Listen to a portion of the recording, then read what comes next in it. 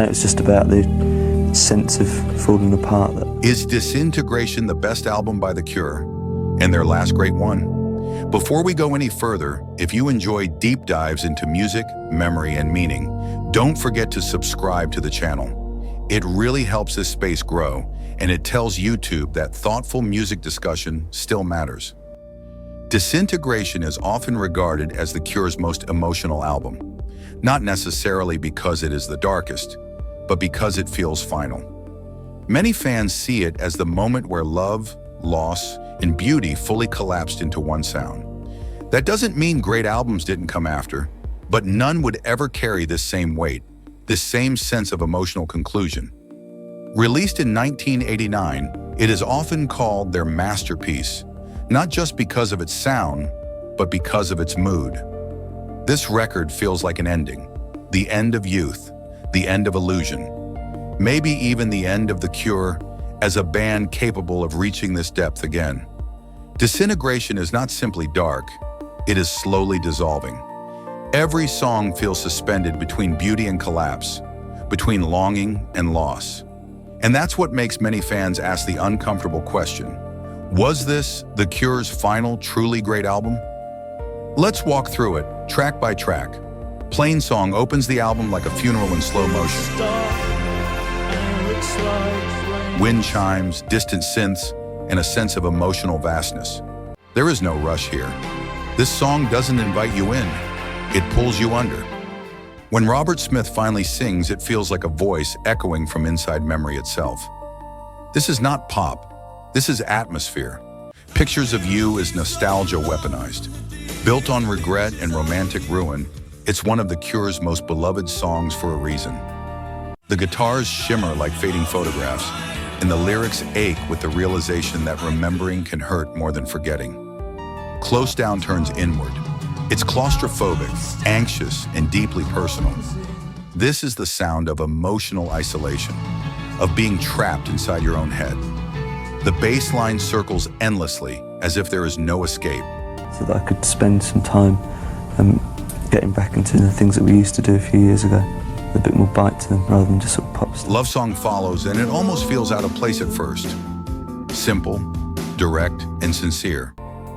But its placement matters. In the middle of despair, love becomes fragile but necessary. Its restraint is what makes it powerful. Last Dance brings exhaustion. This is love at the edge of collapse. Beautiful, tired, and nearly gone. Everything about this track feels like it's about to fall apart, yet it holds on just a little longer. This is why Disintegration feels different. Not better in a technical sense, but deeper in an emotional one.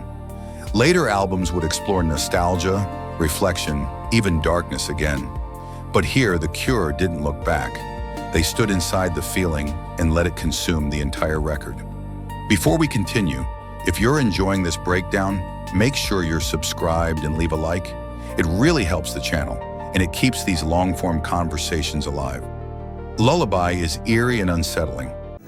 I let him hear the song, and I go to him a few days later with my ideas of how I think it should look, either like with definite sort of ideas or with a general sort of feeling, a general mood. I give him like a list of. Spider-Man comes softly through the shadows of the evening sun, stealing past the Childhood fear becomes metaphor. The whispered vocals, the creeping rhythm. This is The Cure reminding us that darkness doesn't disappear with age. It just changes shape. Fascination Street shifts the album's energy.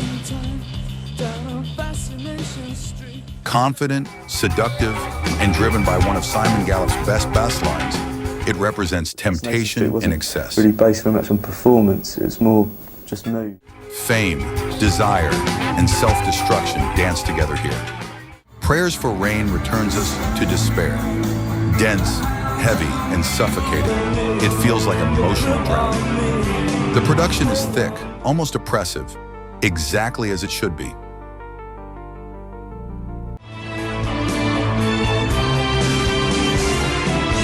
The same deep water as You is the emotional core of the album. long, slow, and devastating. This is not a song you casually listen to. It demands your attention. Love here is no longer hopeful.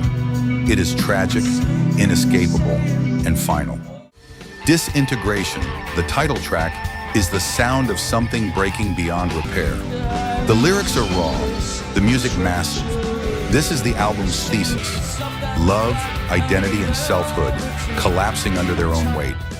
Homesick feels empty in the aftermath, a quiet ache, a longing for something that no longer exists, or maybe never did. And finally, Untitled closes the record with resignation. No resolution, no answers, just acceptance. The album doesn't end, it fades. So maybe Disintegration isn't The Cure's last great album in a literal sense, but for many listeners, it remains their most emotionally complete statement. An album that feels like an ending, even if the story continued. And maybe that's why it still hurts and still matters. Now I'd love to hear from you. 3 questions for you. 1, do you consider Disintegration The Cure's greatest album, or do you prefer another era? 2, which song on this record hits you the hardest emotionally, and why? 3, what band or artist would you like us to explore next on this channel? Thank you so much for watching, for listening, and for sharing your memories. And once again, subscribe to the channel because music like this deserves to be remembered.